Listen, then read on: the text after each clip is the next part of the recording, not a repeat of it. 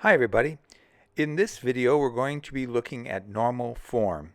There are three normal forms: first normal form, second normal form, and third normal form, or 1NF, 2NF, and 3NF. So we're going to look at what rules those have and also how we can convert something to third normal form. So the first normal form that we already reviewed has some rules associated with it. And those rules are that each row of the table needs to meet two conditions. The first one is that it must contain atomic values.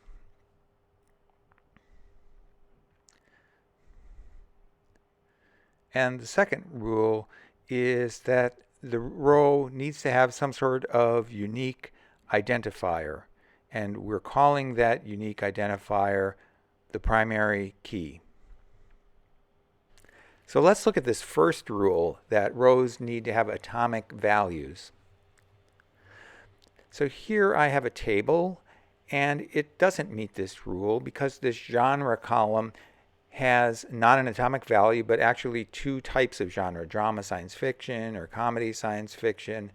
And if we try to solve that problem by having two columns, one genre 1 and one genre 2, that also doesn't meet this criteria of atomic, because now we have two columns, but they contain the same type of stuff, these genres. So this is another case where we don't have atomic values in our database. Okay, let's look at this table. This contains information about bands.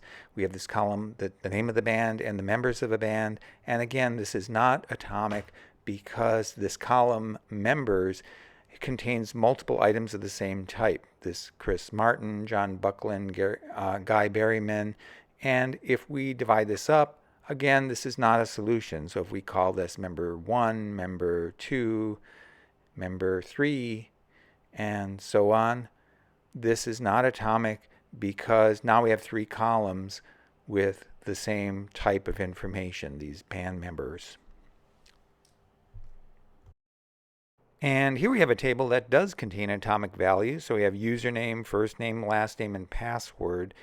And so it meets the first criteria, and it meets the second criteria of some unique identifier for each row. And we have this primary key here that can be username. So there'd be a unique username for each row of the table. So this is actually in first normal form. Now, what about this table? Is this in first normal form? Why don't you pause the video and have a look at it?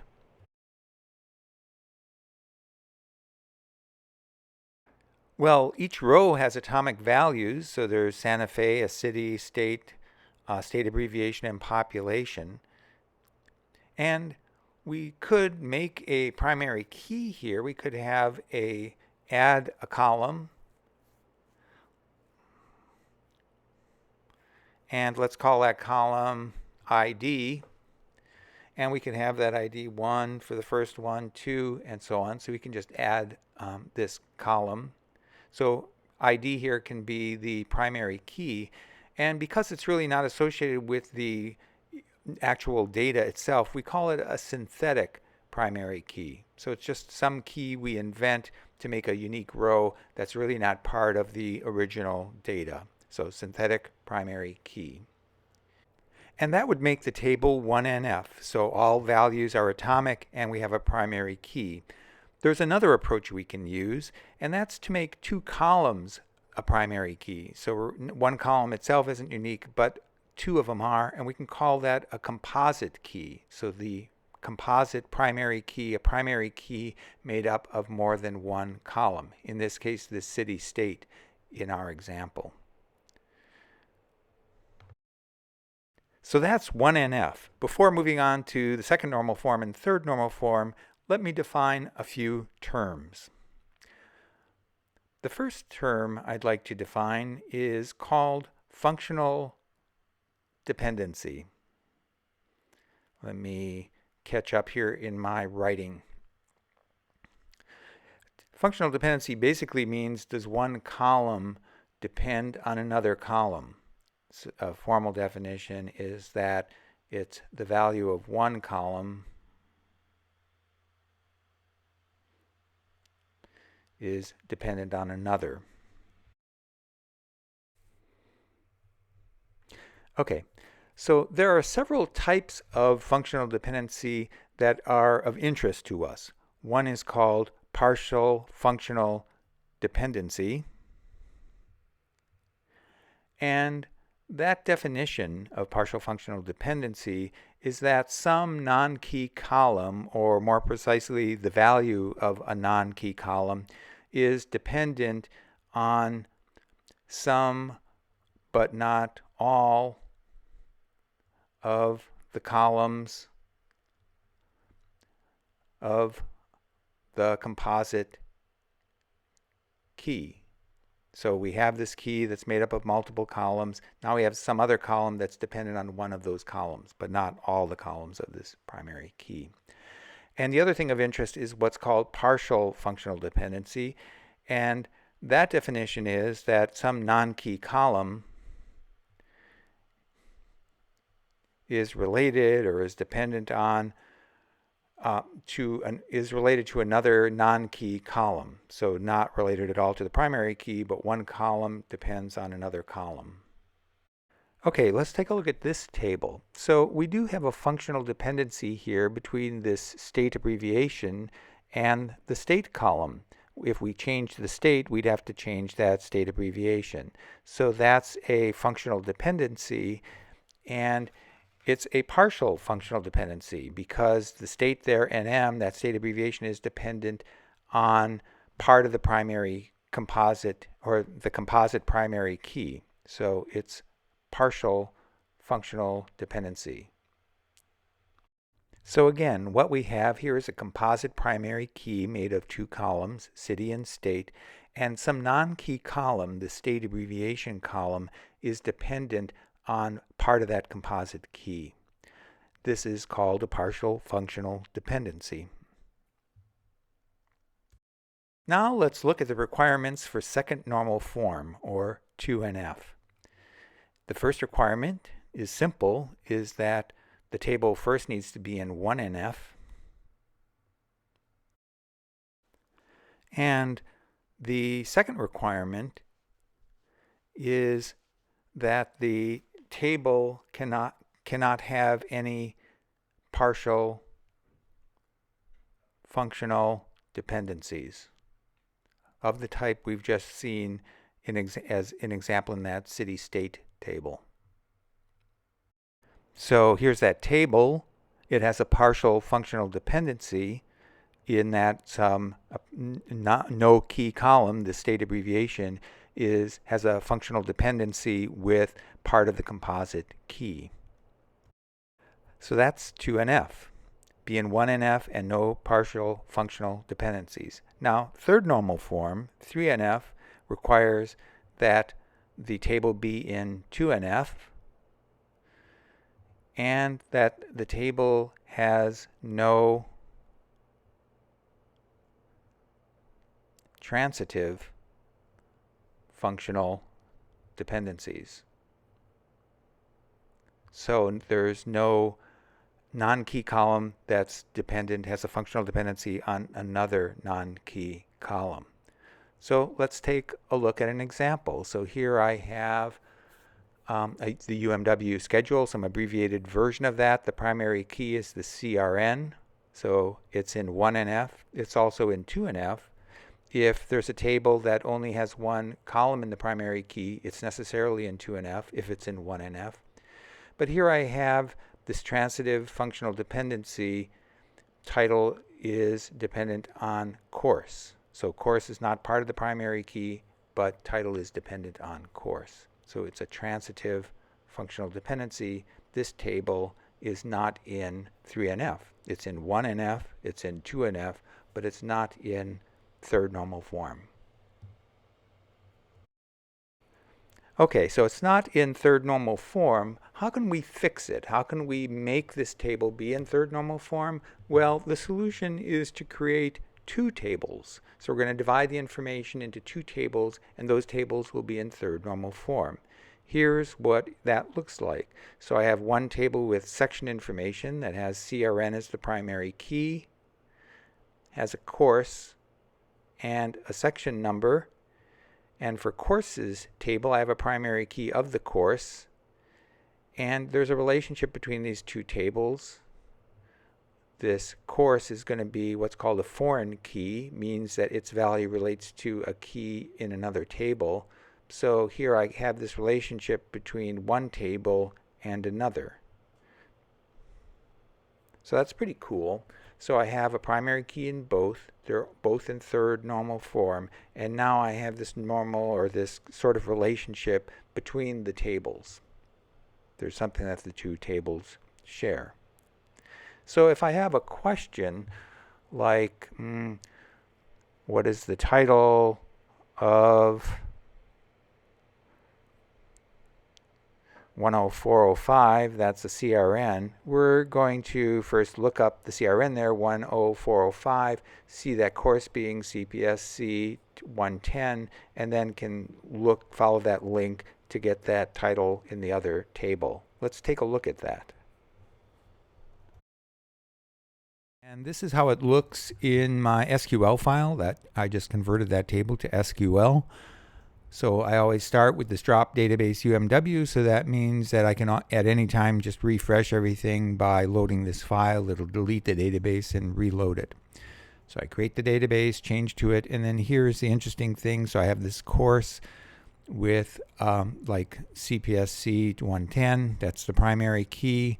I have a title, some credits, and whether it's speaking intensive, just to add a little bit more. It's not the complete database, of course, or representation of what's that UMW schedule looks like, but at least it's a start. And then I just insert some values in it, like this music performance 305 is private piano for 1 credit. It's not speaking intensive, and so on. 350 applications of databases, 3 credit, not speaking intensive. So those are the courses, and then I have sections, so the sections you'd actually enroll in, and those have a CRN, which is the primary key. It has a course like CPSC 110, and that's a foreign key, so I say references courses, which is this table here, name, courses, that's where this courses comes from. This course is the column within that table. So it's this first one, the CPSC 110. So that constrains that if I put an entry here, it needs to be an entry that's already in this table. So that's nice. You don't need to do this. Everything would work fine without it, but it's just a way of enforcing that constraint. And then I have a few other things like the section number and what days of the week that occurs in. And there's just some examples there that I put in. So again, it just looks like what I had before represented in just tables on that sheet. All right, let me get that out of the way.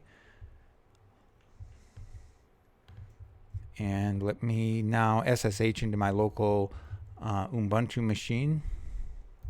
I'm running Vagrant, a very cool application. You might want to check it out. It allows us to run headless virtual machines on our laptop or desktop or actually anywhere.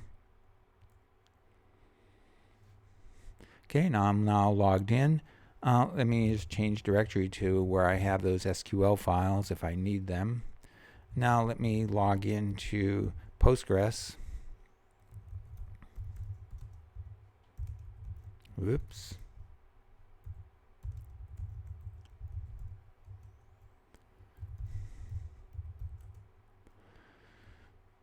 Okay, and now let me insert that. It's called UMW sample.sql. Okay, and I have those there. So we see that I have this course database. Let me just show you that one, or courses it's actually called. So I have course title and credits, and it gives me what the primary key is, and it also says if it's referenced by another table what it references. So that's kind of nice. And let me look at the sections one. And there I have the CRN, the course, the section, and days. So let's first do some easy select, something we already know. And how about select the title of the courses that are 1 credit? So that would be in our courses table here. We have course title, credits, and speaking intensive. I'm looking here. Let me just kind of bluify that. And let's write that out. So select, I want to get the title of the course from courses where credits equals 1. So something we've already done just to get some success. So the only 1 credit course is private piano. All right, now let's try something a little harder. Let's try to find classes with the class title and the class itself, like we want CPSC 110 Intro to Computer Science, so that's kind of the output I want, that all these courses that meet on Tuesday, Thursday. So now here I'm going to need both tables. Here's where I have the days, this table, sections table, and the title of the course is up here in courses. So let's see how we're going to do that. So now I want to refer to, it doesn't matter here, but let's say I want to refer to this CPSC 110 up here in the courses table. So I'm going to say what table I want, courses, and I'm going to say what column I want in that table, course. So that's one thing I want to display. And I want to display courses dot title. So it's these two things I'm displaying. And now I need to combine these two tables in order to get this information so I need the courses table, and then I'm going to join that with the sections table. And then I'm going to say, how am I going to make that connection? What connects the two? And what's going to connect them is this course here must equal this course here. So I'm going to do that with this on statement. On courses dot course equals sections dot course. And again, that just says this here, that course needs to match this course. So if I have a section of CPSC 110, then I need to look up CPSC 110 in this table up here. Okay, now I can stick in my where statement where it needs to meet on Tuesday and Thursday. So that's in the sections table, and that's the days column equals, that's the Tuesday, Thursday designation. So let's see if this works. And it does. So here is the courses that meet on Tuesday, Thursday. That's how I got it. I joined these two tables, courses and sections. I said how to join them on these courses.course and sections.course. And finally, I had the where selection. Now, let's try even something more complex here. Let's say I want to find out, well, what days do computer science classes meet? And computer science courses are all those that start with CPSC, let's say. So I'm going to kind of start with this in a baby step just to make sure I can get computer science courses here.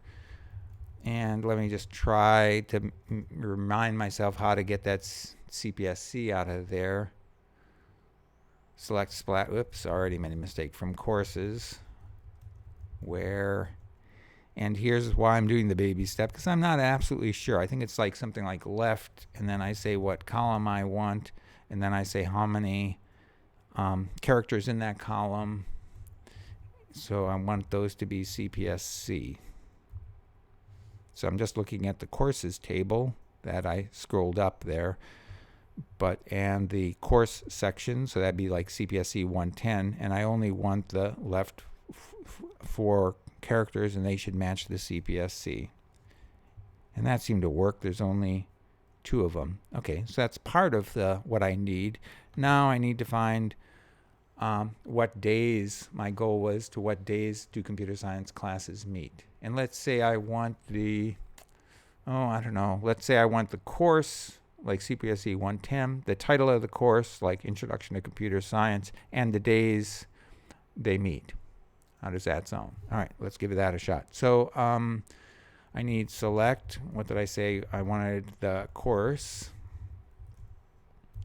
I wanted the title of the course. I wanted the days of the week and that they meet. That's called days from. And now it's the same as what I did earlier. I'm joining the two tables together. Okay, now I'm saying how I'm joining those two together. Well, I'm joining them on the same thing. It's the course designation.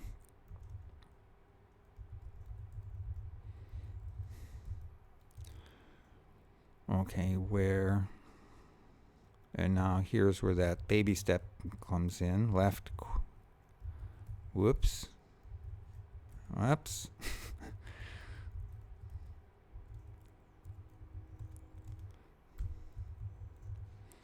All right, let's see if that works.